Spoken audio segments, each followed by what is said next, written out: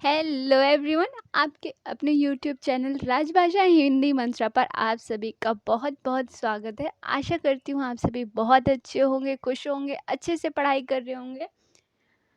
आज से हम शुरू करने वाले हैं जो हमारा यूनिट 1 है, इकाई 1 है भाषा विज्ञान। आज से हम उसको शुरू करने वाले हैं। तो आशा करती हूँ आप सभी ने जो मैंने सिलेबस की वीडियो डाली थी वो आप लोगों ने देख लिया होगा, क्योंकि हम किसी भी यूनिट की शुरुआत करते हैं ना, उससे पहले हमारा सिलेबस देखना बहुत ज़्यादा ज़रूरी हो जाता है।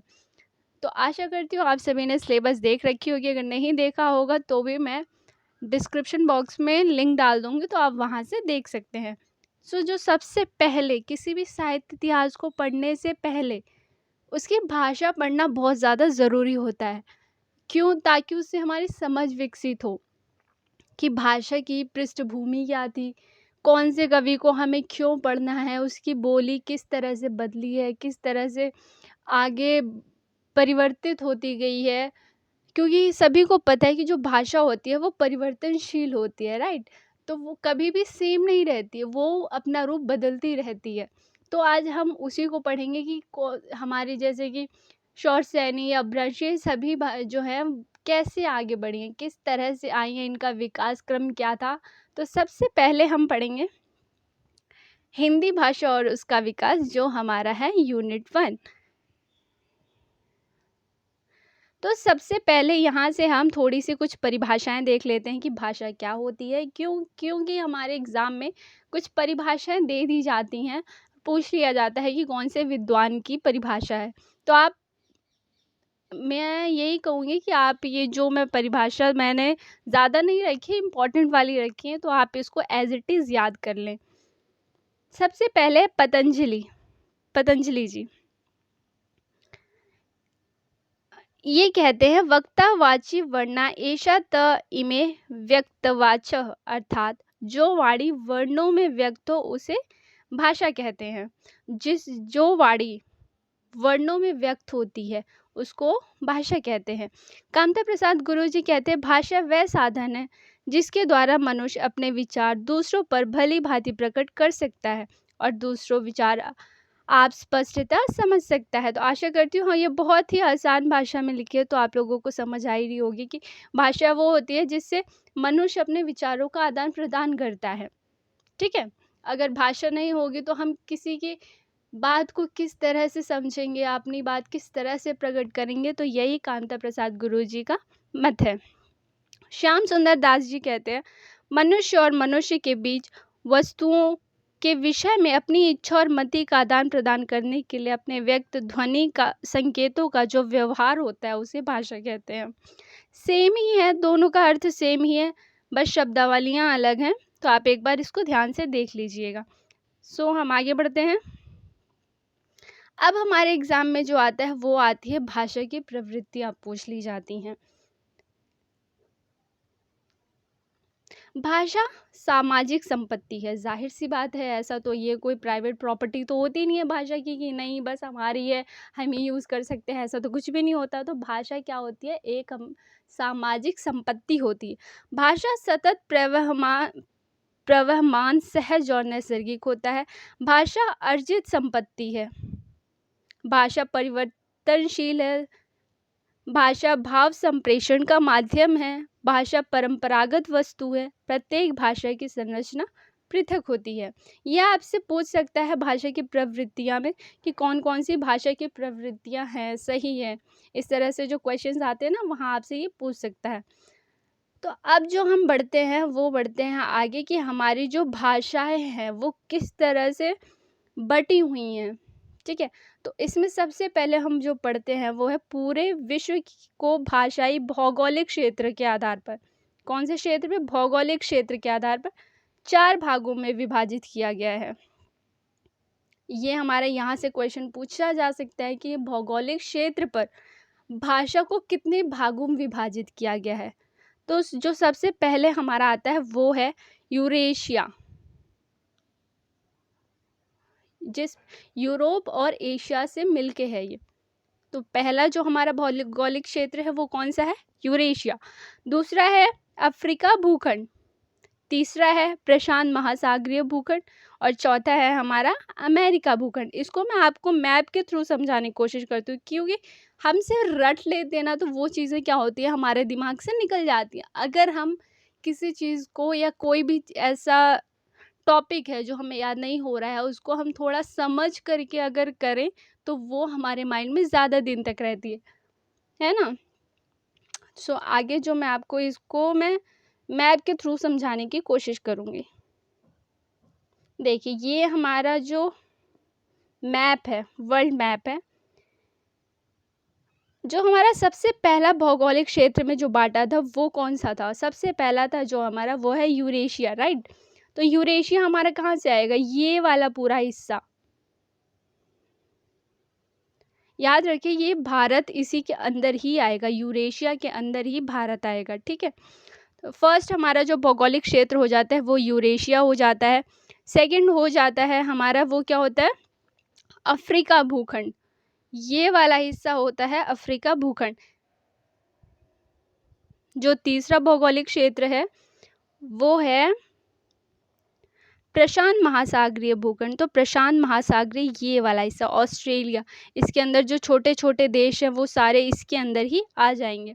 और जो हमारा चौथा भूखंड है, वो कौन-सा है? अमेरिका भूखंड, वो ये वाला हिस्सा है। आशा करती हूँ आपको इतना तो क्लियर हो गया होगा कि हमारा जो यूरेशिया आता है, वो भौगोलिक क्षेत्र में जो यूरेशिया आता है, वो आता है यहाँ पे। ये वाला हिस्सा हमारा यूरेशिया है। मैं इसको दोबारा से कट करके बता देती हूँ। तो ये वाला हिस्सा हमारा होता है यूरेशिया, जिसके अंदर भारत आता है, क्योंकि भारोपीय परिवार आएगा इसके आगे, ठीक है? तो यहाँ से आ जाता है हमारा यूरेशिया, फिर आता है हमारा अफ्रीका भूखंड। तीसरा जो हमारा है भौगोलिक क्षेत्र के आधार पर, वो है हमारा प्रशांत महासागरीय भूखंड। और जो चौथा आ जाता है, वो आ जाता है अमेरिका भूखंड। तो भाषा के आधार पर इन 4 भौगोलिक क्षेत्रों में बाँटा गया है। उसके आगे हम करते हैं, 1 मिनट मैं आपको शो करती हूँ, यहाँ पे आप देखिए। ये वाला मैप, यहाँ मैंने क्लियरली शो किया हुआ है। ये है, देखिए, ये पूरा का पूरा आ जाएगा, किस में आ जाएगा? यूरेशिया में। ये आ जाएगा अफ्रीकी भूखंड। ये यहाँ जितने देश हैं, जितने भी आएँगे, ये सारे प्रशांत महासागरीय में आएँगे। और ये आ जाएगा पूरा अमेरिकी भूखंड। आई होप आपको इतना क्लियर हो गया होगा, और ये थोड़ा-सा याद करने में भी ईज़ी हो जाएगा। अगर आप मैप देखते हैं, तो ये थोड़ा याद करने में ईज़ी रह हो जाता है। अब हाँ,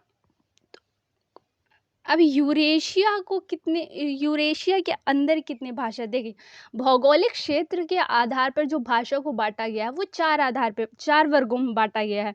यूरेशिया, अफ्रीका, प्रशांत महासागरीय और अमेरिका भूखंड। अब यूरेशिया और इनके अंदर कितनी टोटल भाषाएँ हैं, कितने भाषा परिवार? तो इनके अंदर है टोटल 18 भाषा परिवार हैं। 18 भाषा परिवार इनके, ये यहाँ से क्वेश्चन बनता है। 18 भाषा परिवार के नाम भी पूछे जाते हैं, और इनके अंदर कौन-सी भाषाएँ पूछी जाती हैं, वहाँ से भी क्वेश्चन बनता है। तो जो 18 भाषा परिवार हैं, हम वो सबसे पहले करेंगे कि यूरेशिया के अंदर कितनी भाषा परिवार हैं। सो यूरेशिया में जो है, वो है पूरे, उसके अंदर पूरी 10 भाषा परिवार आती हैं। भारोपीय, द्रविड़, काकेशी परिवार, बुरुशस्की, उराल अल्ताई परिवार, चीनी परिवार, जापानी कोरियाई परिवार, अत्युत्तरी बास्क परिवार और सामी-हामी। ये कौन-सी हैं? ये आती हैं यूरेशिया के अंदर। ये यूरेशिया के अंदर भाषा परिवार जो है, और इसमें जो सबसे मुख्य है, वो है हमारा भारोपीय परिवार। सबसे ज़्यादा इम्पोर्टेंट जो है, वो भारोपीय, क्योंकि हमारा जो क्वेश्चन आपने देखा होगा, वहाँ से बनता है भारोपीय। आर्य भाषाएँ पूछी जाती हैं यहाँ से हमेशा। तो यहाँ से ये वाला टॉपिक जो होता है, बहुत इम्पोर्टेंट हो जाता है। उसके बाद अफ्रीका भूखंड के अंदर कितने आते हैं? अफ्रीका भूखंड के अंदर जो होते हैं, वो टोटल 3 भाषा परिवार हैं। और प्रशांत महासागरीय के अंदर 4 भाषा परिवार है। अमेरिका भूखंड के अंदर सिर्फ एक ही है, अमेरिका परिवार। तो जो भारोपीय भाषा परिवार है, इनके अंदर भी इनको क्या है, ध्वनि के आधार पर भारोपीय परिवार की 10 शाखाओं को सतम और केतुम 2 वर्गों में बांटा जाता है। सतम वर्ग की जो भाषाएं होती हैं वो कौन सी हैं? भारत ईरानी, जिसको हम आर्य भाषाएं भी कहते हैं, बाल्टोस्लाविक, जर्मनी और अल्बानी। केतुम वर्ग की जो भाषाएं हैं वो हैं जर्मनिक, केल्टिक, ग्रीक, तोखरी, हिटाइक, इटालिक। आपसे यहाँ से क्या पूछा जाता है कि सतम वर्ग की भाषाएं कौन सी हैं, तो ये आपने याद रखना है कि सतम वर्ग के अंदर कौन कौन सी भाषा आती हैं। उसके अंदर आती हैं 4 और केतुम वर्ग के अंदर आती हैं 10। तो ये टोटल हो जाती हैं 10। यहाँ सतम के अंदर 4 आती हैं, केतुम में आती हैं 6 भाषाएं। अब क्या है, अब इसको भारोपी परिवार को भी जो जॉर्ज ग्रियर्सन है उन्होंने कितने वर्गों में बांटा है, तो इनको बांटते हैं वो 3 वर्गों में, जिसके अंदर आती है ईरानी, दरद और भारतीय आर्य भाषाएं। सो हम इसको आगे कंटिन्यू करते हैं। ये आपको याद करना है, ये तीनों भाषाएं और किसने बांटा है ये भी पूछा जाता है। जॉर्ज ग्रियर्सन के ने बांटा है इनको 3 वर्गों में।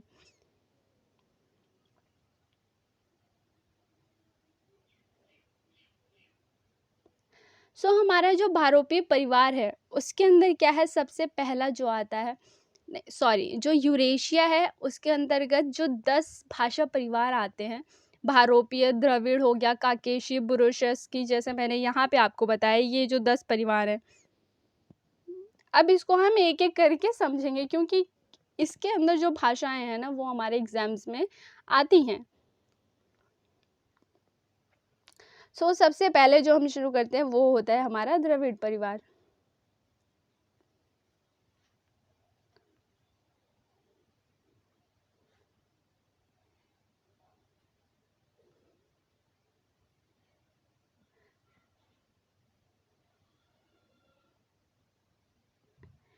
तो द्रविड़ परिवार में क्या है, द्रविड़ भाषी लोग जब माइग्रेट कर रहे थे तो अलग अलग स्थान पे रुके, जैसे बुंदेलखंड हो गया, उड़ीसा हो गया, बलूचिस्तान हो गया, तो अपनी भाषाएं भी लेकर गए।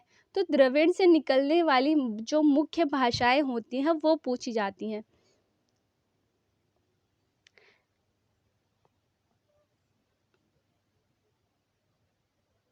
इसकी जो मुख्य भाषाएं हैं वो कौन सी हैं, वो हैं तमिल, मलयालम, तेलुगु, कन्नड़। इसमें जो प्रमुख जनजातीय भाषाएं होती हैं वो है गोंड, जो कि बुंदेलखंड तथा आसपास के क्षेत्र में बोली जाती है।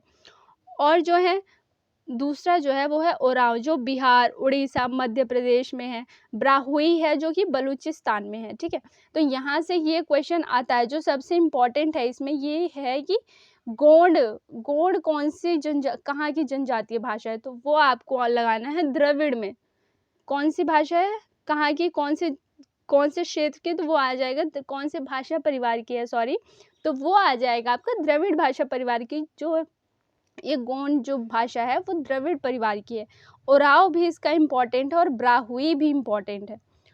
तो ये इनकी जो प्रमुख जनजातीय भाषाएं थी वो थी। अब जो आगे आता है वो आता है इनकी गौड़ भाषाएं क्या थी, कौन सी, द्रविड़ परिवार की गौड़ भाषाएं क्या थी। तो द्रविड़ परिवार की जो गौड़ भाषाएं थी वो थी कुई, माल्टो, तुलु तथा कोलामी। आप इसको याद कर लें क्योंकि यहाँ से क्वेश्चन आता है। सबसे इम्पोर्टेंट जो मैंने आपको बताया वो आप गोंड जाति ये याद कर लेंगे, वो भी बहुत होगा।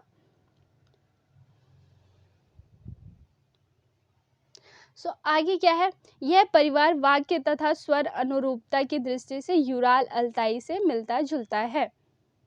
ठीक है, ये क्वेश्चन आ सकता है कि कौन सा परिवार स्वर अनुरूपता की दृष्टि से यूराल अल्ताई से मिलता जुलता है, या ये पूछ सकते हैं कि द्रविड़ परिवार जो है वो वाक्य तथा स्वर अनुरूपता से कौन सी भाषा से मिलता है, तो वहाँ आपको लगाना पड़ेगा यूराल अल्ताई से मिलता है। तो आगे जो हमारा बनता है, अगली जो भाषा परिवार है वो हमारा है चीनी तथा एकाक्षरी परिवार। तो इसका जो चीनी परिवार है, इसका जो अगला जो दूसरा नाम है उसका एकाक्षरी भी है नाम। एकाक्षरी नाम क्यों है, क्योंकि ये एक अक्षर में ही पूरा शब्द बन जाता है इसमें। ठीक है, और इसकी जो मुख्य क्षेत्र भाषा तथा क्षेत्र रहे हैं वो है भोट, वर्मी, स्यामी और मैते। इसमें जो मैते है वो सबसे ज़्यादा इम्पॉर्टेंट हो जाता है हमारा एग्ज़ाम की दृष्टि से। तो आप थोड़ा याद रखें कि कौन सी भाषा परिवार के कौन सी मुख्य भाषाएं हैं या कौन सी गौड़ भाषाएं हैं वो एग्ज़ाम्स में आती हैं। आगे बढ़ते हैं। इस परिवार की गारो, बोडो, नागो, नेवारी आदि भाषाएं भारतीय सीमा के आसपास बोली जाती हैं। जो चीनी जो परिवार है हमारा वो कौन से क्षेत्र का है, मैं आपको मैप में दिखा देती हूँ। सॉरी, ये देखिए हमारा आ जाता है। सबसे पहले देखिए इसमें आता है भारोपीय भाषा परिवार। ये वाला जो पूरा हिस्सा है वो क्या है, भारोपीय भाषा परिवार। ये पूरा हिस्सा इसमें, बट ये चीनी, देखिए भारोपीय भाषा परिवार के अंदर चीनी परिवार नहीं आता है। मैं इसको इस तरह से बना देती हूँ, यहाँ से ये चीनी हटा के इधर वाला। अब ठीक है, तो यहाँ से ये यूरेशिया में क्या है, देखिए अच्छे से समझने की कोशिश कीजिए। यूरेशिया के अंदर चीनी परिवार आता है बट भारोपीय के अंदर नहीं आता है। भारोपीय परिवार में चीनी परिवार नहीं आता है, वो इससे अलग है। ठीक है, और उसी तरह और कौन से परिवार नहीं आते हैं, तो इसमें द्रविड़ परिवार नहीं आता है। द्रविड़ जो भारत का ये नीचे वाला जो दक्षिण वाला हिस्सा हो जाता है वो भी भारोपीय भाषा परिवार के अंतर्गत नहीं आता है। याद रखना, यूरेशिया में आता है पर भारोपीय भाषा परिवार में नहीं आता है, क्योंकि जो मैंने आपको यूरेशिया वाला हिस्सा बताया था तो वो ये बताया था मैंने, यूरेशिया का आपको हिस्सा ये पूरा बताया था इस तरह से। ये पूरा, सॉरी मैं बताती हूँ दोबारा से, ये पूरा हिस्सा मैंने आपको बताया था यूरेशिया का, राइट। बट अब यूरेशिया के अंदर भी तो इनको भाषा परिवार में अलग अलग डिवाइड कर रखा है ना। तो जो भारोपीय भाषा परिवार है वो इतना है, ये जो मैंने पिंक लाइन की है जहाँ से, और फिर ये वाला हिस्सा जो है ये ग्रीन वाला, ये हो गया हमारा द्रविड़ भाषा परिवार। और ये वाला जो हमारा हिस्सा हो गया ये होता है हमारा चीनी परिवार। यहाँ चीनी जो बोलियां हैं वो बोली जाती हैं। और जो हमारे भारतीय आर्य भाषाएं हैं वो कहाँ बोले जाते हैं, तो वो यहाँ ये वाला हिस्सा जो है हमारा, यहाँ हमारी आर्य भाषाएं हैं। ठीक है, इतना क्लियर है। आगे हम जैसे जैसे एक एक भाषा परिवार पढ़ेंगे वैसे वैसे मैं आपको मैप के थ्रू समझाने की कोशिश करूँगी। सो आगे जो हमारा आता है वो है हमारा चीनी। अब चीनी में जो है हमारा बोडो जो हमारी भाषा है वो क्यों इम्पोर्टेंट हो जाती है, क्योंकि जो हमारी 8वीं अनुसूची है ना उसके अंतर्गत इस भाषा को रखा गया है। ठीक है, तो ये पूछा जा सकता है कि कौन से भाषा परिवार की भाषा को 8वीं अनुसूची में रखा गया है, तो आप बता देंगे चीनी परिवार, या फिर और कौन सा अगर नाम पूछेंगे तो आप बता देंगे कि बोडो। ठीक है, सो आगे बढ़ते हैं।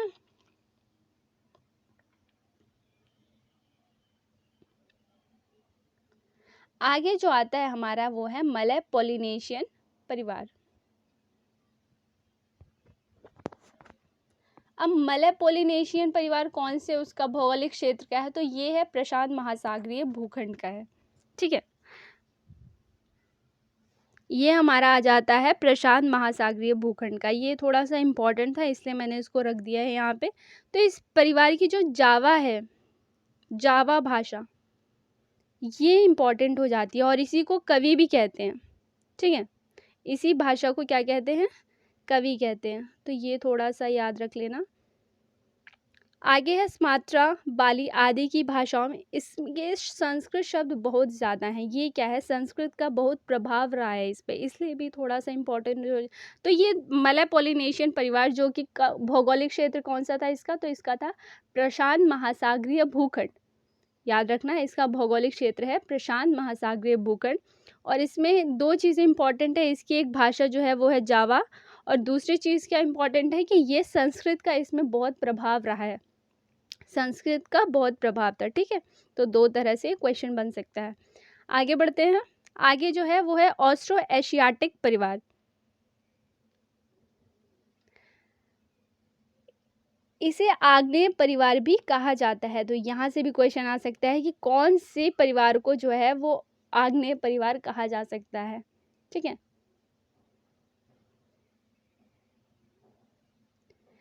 इन भाषाओं को मुंडा या कोल भाषा भी कहा जाता है। ये क्वेश्चन मेरे हिसाब से आ चुका है कि कौन सी भाषा परिवार को मुंडा भाषा या कोल भाषा कहा जाता है, तो ये थोड़ा सा याद रख लेना। आगे इस वर्ग की जो प्रसिद्ध भाषाएं हैं वो है संथाली, मुंडारी तथा भूमिज। कौन कौन सी है? संथाली, मुंडारी और भूमिज। आपको सभी क्षेत्र की सभी जो भाषा परिवार है उनके जो जो मैं इम्पोर्टेंट बता रही हूँ, जिनको मैंने ये थोड़ा सा हाईलाइट किया है, उनको आप याद कर लेना, क्योंकि ये इम्पोर्टेंट है एग्जाम की दृष्टि से। ठीक है, आगे जो है वो है, आगे हम नेक्स्ट स्लाइड पे बढ़ते हैं। अब हमारा आ जाता है सामी हामी परिवार, जिसको हम क्या कहते हैं? सेमेटिक और हेमेटिक भी कहते हैं।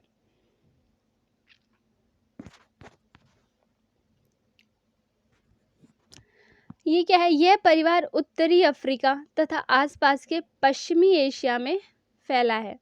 मैं आपको मैप में दिखा देती हूँ इसको। ये देखिए, ये वाला जो हिस्सा है, ये वाला हिस्सा, ये है हमारा सामी हामी वाला परिवार। ठीक है, देखिए अब भौगोलिक ये क्या है? यूरेशिया क्षेत्र में तो है ना, पर भारोपीय भाषा परिवार के अंतर्गत नहीं आती है। ये उससे अलग है। हमारे भारोपीय भाषा परिवार जो था, एक बार जूम आउट करके दिखा देती हूँ आपको। ये देखिए, ये जो हमारा भारोपीय भाषा परिवार था, इसके अंतर्गत ये वाला इस चीनी परिवार नहीं आता है। चीनी परिवार नहीं आएगा, द्रविड़ नहीं आएगा, सामी हामी नहीं आएगा, और ये यूराल अल्ताई जो है वो भी नहीं आता है हमारे भारोपीय भाषा परिवार में। यूरेशिया में है। क्यों? क्योंकि यूरेशिया ये वाला हिस्सा है, मैं उसको येलो कर देती हूँ। ये पूरा हिस्सा जो है वो हमारा यूरेशिया है। यूरेशिया के अंदर तो है, पर भारोपीय भाषा परिवार जो है, जिसको मैं थोड़ा हाईलाइट कर रही हूँ, वो है ये वाला जो हिस्सा है हमारा, ये पूरा ये पूरा हमारा भारोपीय भाषा परिवार आ जाता है। भारोपीय भाषा परिवार के अंतर्गत चीनी परिवार, द्रविड़ या उराल अल्ताई हो गया, या फिर ये सामी हामी परिवार हो गया, ये सब नहीं आते हैं। आई होप आपको इतना क्लियर हो गया होगा। सो हम आगे बढ़ते हैं, हम थे सामी हामी पे। तो सामी का जो क्षेत्र है वो है मिस्र, इराक, अरब, सीरिया, फिलिस्तीन, इथियोपिया, मोरक्को, अल्जीरिया। ये थोड़ा सा ध्यान दे लेना, इतना ज़्यादा तो यहाँ से जो मेन है इसकी भाषाएं हैं।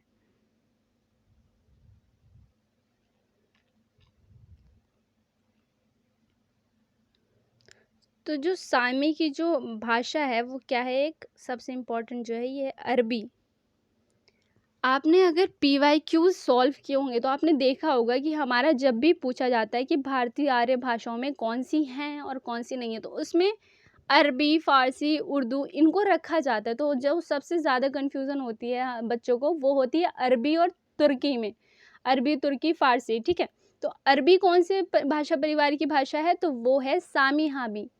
यूरेशिया, सामी हामी यूरेशिया का क्षेत्र तो है, यूरेशिया के अंतर्गत तो आता है, पर भारोपीय में नहीं आता, और भारोपीय को ही आर्य भाषा कहा जाता है। ठीक है, तो भारोपीय के अंतर्गत जो जो भाषाएं आएंगी उनको आर्य भाषा कहा जाएगा। ये जो हमारा भारोपीय वाला हिस्सा है, इसके अंतर्गत जो जो भाषाएं आएंगी उनको कहा जाएगा आर्य भाषाएं। बट जो हमारा सामी हामी है, वो वाला क्षेत्र कौन सा है? वो आ जाता है यहाँ पे, और इसी के अंतर्गत क्या आती है? अरबी आती है, हिब्रू और अरबी। तो अरबी जो होता है वो हमारा भारतीय आर्य भाषा में नहीं आएगा। आई होप आपको ये चीज़ क्लियर हो गई होंगी, अब कोई कन्फ्यूज़न नहीं होगी। आगे जो होता है इसमें हमारा यही है, आगे यही लिखा हुआ है जो मैंने आपको अभी समझाया है। तो ये इनकी आप कुछ थोड़ी भाषाएं देख लीजिएगा, एक बार याद कर लेना इसे। अगला जो है वो हमारा है यूराल अल्ताई परिवार। इसका क्षेत्र यूराल और अल्ताई पर्वत के बीच तुर्की, सोवियत संघ, हंगरी, फिनलैंड आदि में है। क्षेत्र में यह भारोपी के बाद सबसे बड़ा परिवार है। देखिए, भारोपीय परिवार जो था वो हमारा सबसे बड़ा था, और क्षेत्र के आधार पर क्या है, ये उसके बाद सबसे बड़ा परिवार है। इसकी जो भाषाएं हैं उसमें सबसे इम्पोर्टेंट जो है वो क्या है, तुर्की है। मैंने बताया ना अभी, भारतीय आर्य भाषा जब भी हमारे एग्जाम में पूछे जाते हैं तो अरबी, फारसी, तुर्की और उर्दू, ये 4 ऑप्शंस तो रखे जाते हैं, जिसमें बच्चे कंफ्यूज हो जाते हैं कि अरबी है कि तुर्की है। बट अरबी, अभी मैंने बताया, वो सामी हामी क्षेत्र की भाषा है। अरबी वो आर्य भाषा नहीं है। उसी तरह तुर्की यूराल अल्ताई परिवार की भाषा है। यूराल अल्ताई भी यूरेशिया भौगोलिक क्षेत्र, जो भौगोलिक क्षेत्र में जो भूखंड है, जो उसको वर्गीकृत किया गया है, यूरेशिया में तो आती है पर भारोपीय में नहीं आती है। ठीक है, यूराल अल्ताई एक अलग से है। मैंने आपको अभी यहाँ बताया, यहाँ पे यूराल अल्ताई ये वाला हिस्सा है, यहाँ पर है, और इसमें आता है तुर्की। और ये वाला जो क्षेत्र है नीचे, ये है सामी हामी, और इसमें क्या आती है, हमारी अरबी। तो ये और हमारी भारतीय आर्य भाषाएं कौन सी हैं, ये हमारी भारतीय आर्य भाषाएं हैं। तो जाहिर है ये इसके अंतर्गत तुर्की और अरबी तो आ नहीं रहा है, तो ये हमारी भारतीय आर्य भाषाएं कैसे हो सकती हैं, राइट। तो हमारी जो भारतीय आर्य भाषाएं हैं, अरबी और तुर्की नहीं है। ओके,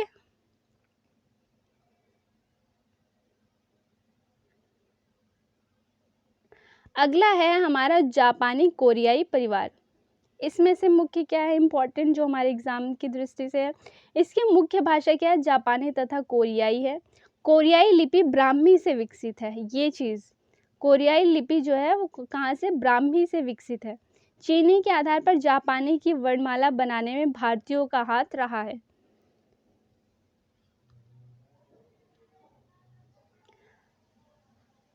अब देखिए, आई होप आपको इतना, अभी एक बार मैं इसको शॉर्ट में बता देती हूँ। देखिए, जो हमारा भाषा के आधार पर, जो हमारे भाषा के आधार पर 4 भौगोलिक क्षेत्र हैं।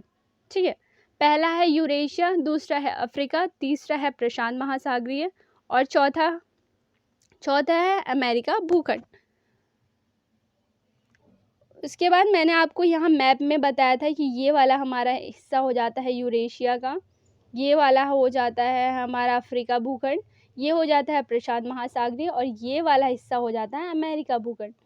इसके आगे है कुछ विद्वान जो है हमारे, जो भारोपीय परिवार है, यूरेशिया के अंतर्गत ही आता है भारोपीय। ये 4 भौगोलिक क्षेत्र में, और इनके अंतर्गत 10 भाषा परिवार हैं। यूरेशिया में कितनी है, यूरेशिया में हैं 10। अफ्रीका भूखंड में कौन सी हैं, तो इसमें आती हैं 3। प्रशांत महासागरीय में कितनी हैं, तो इसमें आती हैं 4। और अफ्रीका भूखंड में कितनी है, तो इसमें आती है, सॉरी, अमेरिका भूखंड में कितनी है, तो इसमें आती है सिर्फ 1। तो कितनी हो गई, 10, 3, 13, 13, 4, 17, 17, 1, 18। तो टोटल कितने भाषा परिवार हो गए, 18। और जो हमारा जो सबसे इम्पोर्टेंट जो है वो है यूरेशिया। इसके अंतर्गत जो हमारा सबसे पहला आता है भाषा क्षेत्र, भाषा परिवार, वो आता है भारोपीय। जो सबसे पहला आता है भारोपीय। उसके बाद आता है हमारा द्रविड़ परिवार, काकेशी,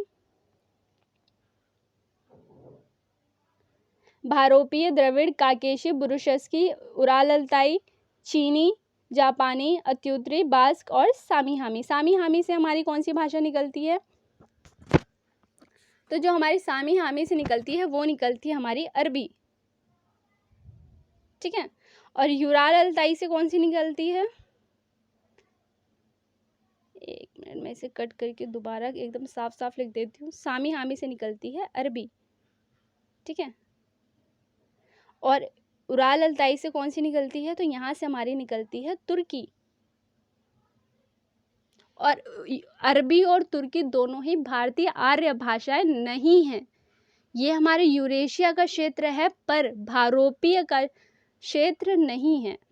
ठीक है, भारोपीय के जो क्षेत्र है वो कौन से हैं, इनको कौन से दो वर्गों में बांटा गया है। पहला हो जाता है हमारा केतुम, सतम, दूसरा हो जाता है केतुम।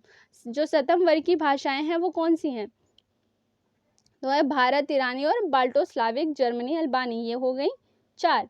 और जो केतुम वर्ग की हैं ये हैं 6 टोटल, जर्मनी, केल्टिक, ग्रीक, तोखरी, हिटाइक, इटालिक। इनको आपको एज इट इज याद करना है, ऐसे ही नाम इनके याद रखने हैं आपको। और फिर भारोपीय परिवार को जो जॉर्ज ग्रियर्सन जी हैं उन्होंने 3 वर्गों का उल्लेख किया है इसमें। जो पहला आता है ईरानी, दरद और भारतीय आर्य भाषा है। मैं कल इसी को आपको कल यहाँ से मैं आपको आगे का एक्सप्लेन करूँगी कि किस तरह से हमारी अपभ्रंश आती है, फिर वहाँ से कैसे कौन कौन सी भाषाएं हमारी भारतीय आर्य भाषाएं हैं। So that's it for today. I hope आपको वीडियो अच्छी लगी होगी। अगर वीडियो अच्छी लगी हो तो प्लीज़ वीडियो को लाइक करें, शेयर करें और मेरे चैनल को सब्सक्राइब करें। Thank you so much for watching. Bye bye.